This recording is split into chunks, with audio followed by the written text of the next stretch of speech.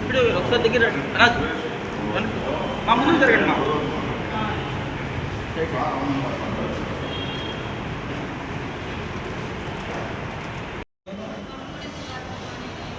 నర్సరావుపేట మండల ప్రజా పరిషత్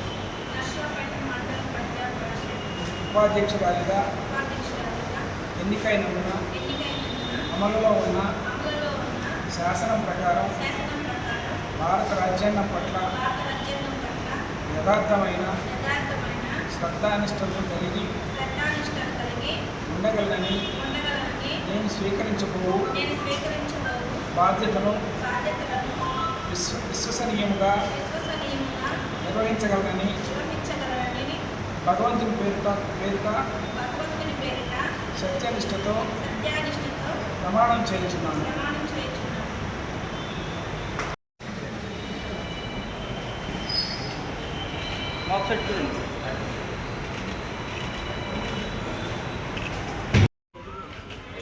చూడండి మా నిజం గెలిచింది, ప్రజాస్వామ్యం గెలిచింది. నిజం గెలిచింది, నిజం గెలిచింది.